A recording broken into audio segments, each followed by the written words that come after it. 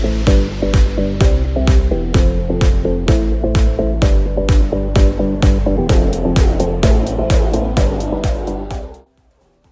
and welcome to a new and special edition of Love Island. My name is not Ian Sterling. Surprisingly, despite the DMs, emails and general Facebook stalking, he didn't agree to provide the voiceovers for this episode. So instead, I'll be providing the pithy put-downs in a decidedly dodgy Scottish accent, which I hope isn't as offensive as it feels. Anywho, on with the show. Let's meet the first of our contestants. The first of the downhearted and the desperate. The loveless and the love-lost. Those that genuinely see an opportunity for love and romance, and those that see a 10 grand a pop for showing up at shoddy nightclubs for the next 6 months. Here's Persephone.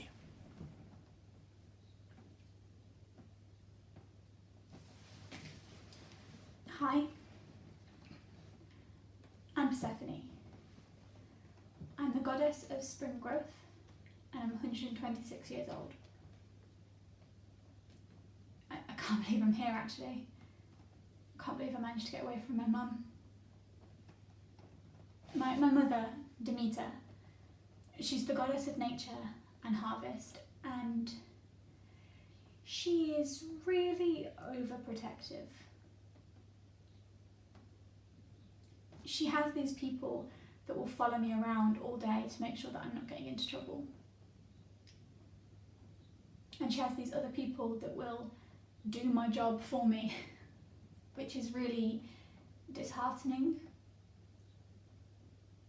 When you're made to do one thing and then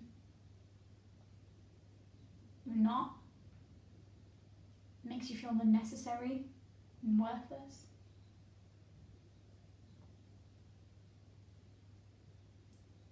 When I actually applied to be on the show, I didn't think in a million years that I would get in, that I'd be chosen to come here, and now I'm here. It's crazy.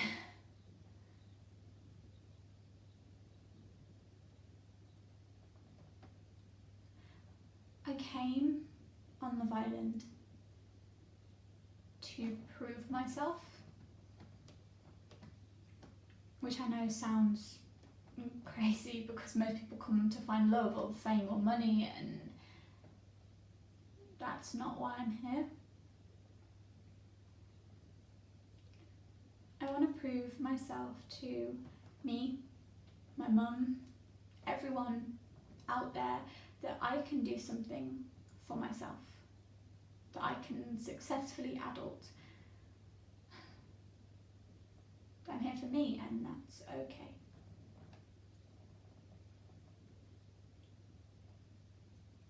I think that being here in the villa, in this bubble of space, that it'll be really helpful for me to be able to prove myself. Yeah, I think it'll really help.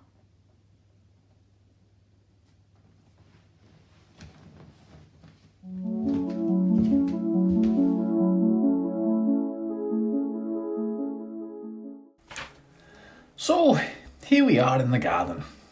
And look, another contestant.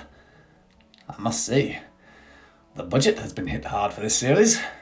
No fire pit, no pool. I'm guessing that they're discussing Persephone's revelations about her horrid home life. I'm guessing because the budget also doesn't seem to have stretched to outside mics.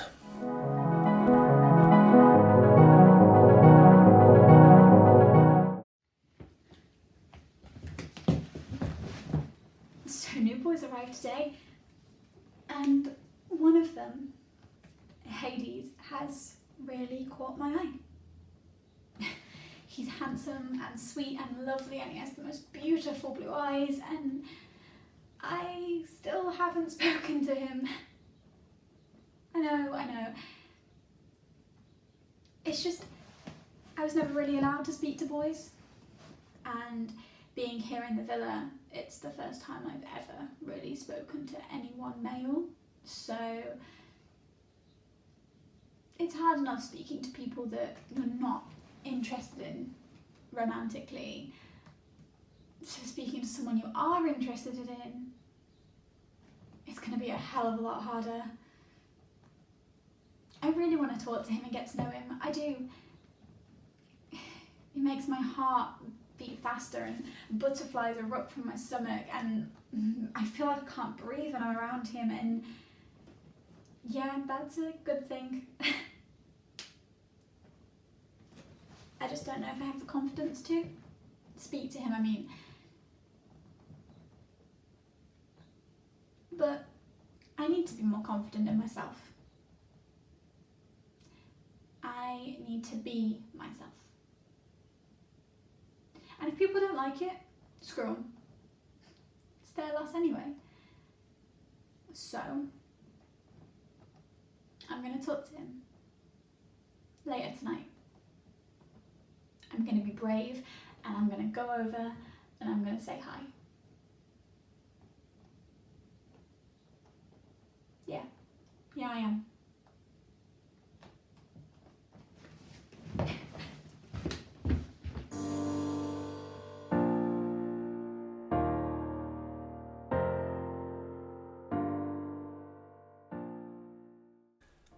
What's that? A book? On Love Island? Is that allowed? Is it just pictures or actual words? Are her lips moving? No wonder there's no other contestants around. They've got far better things to do with their brains.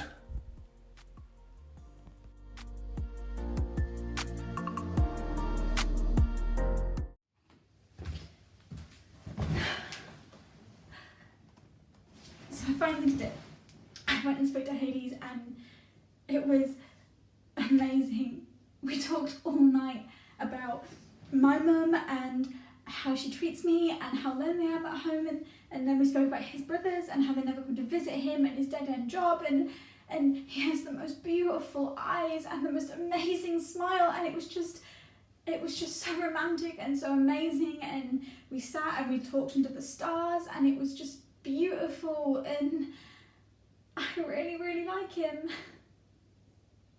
I think he is a genuine, down-to-earth, proper person, and he's such a gentleman, and I'm really, really happy. He told me all these really, really stupid jokes about, I don't even remember what, but it was just fun and new and exciting, and it made my heart burst, and I just really, really, really enjoyed myself, and I think he did too. I really can't wait to see where something like this goes with him. I want to pursue something, and I hope he does too, and I really can't wait for this amazing journey to begin. I hope it is as brilliant and romantic as last night was. I really, really like him.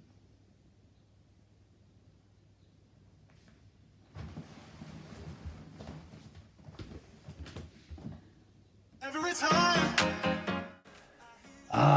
Here we are again. Outside. Remember that, viewers. Although, from the looks of things, if you had booked a holiday to Greece this year, you've dodged a bullet. So, Persephone has fallen for Hades, god of the dead, king of the underworld, he who wields the helm of darkness. What could possibly go wrong?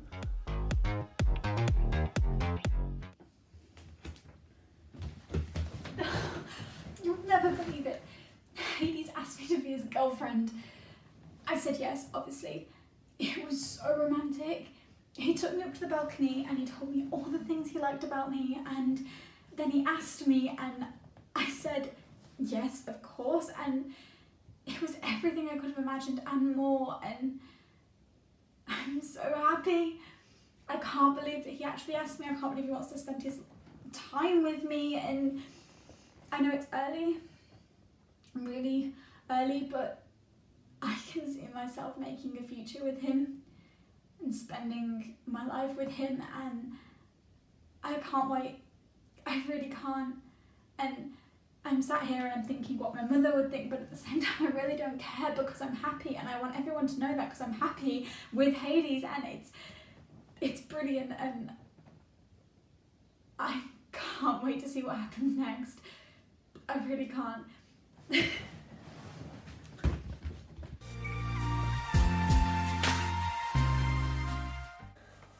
Love is in the air.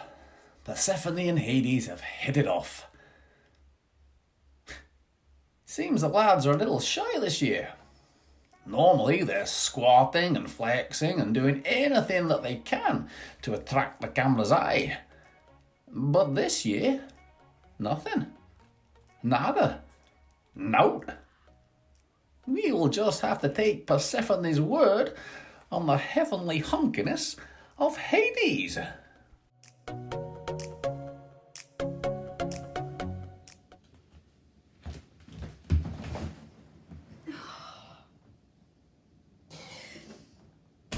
So today was Meet the Parents, and I didn't expect anyone to come. I mean, why would I? So to walk around the corner and see my mum stood with Hades this morning was a little bit of a shock to me. She sits there with us and screams at me about how disrespectful I am, how utterly childish I am for running away, and I am in shock. How dare she come into this villa and tell me that I'm in the wrong? Tell me that I'm wrong for being an adult and for leaving a situation that hurt me every day. When she leaves, she tells me she'll be waiting. Like I'm supposed to go home with her. All I want to do is support Hades. He's stuck in a dead-end job where his brothers don't visit him, his parents aren't alive anymore, and he's got no friends, and I can't even do that because of her.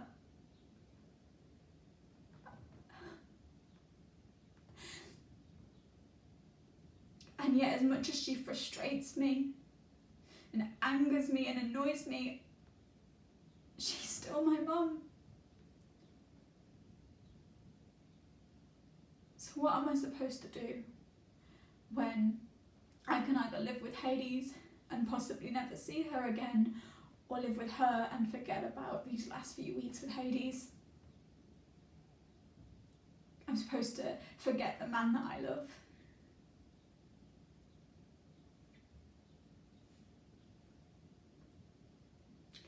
I'm stuck between my heart and my head, and I don't know which to choose.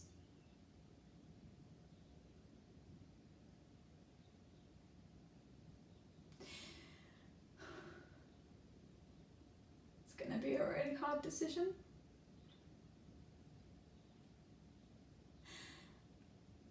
And I don't know which one, the right decision is.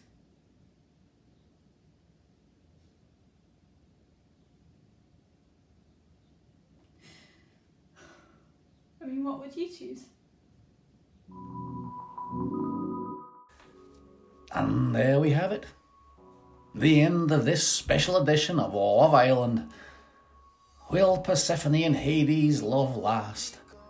Will Demeter's meddling split them up? Will this lockdown ever end? And more importantly, will ITV2's lawyers sue us for this shoddy rip-off? I'm still not Ian Sterling. Goodbye.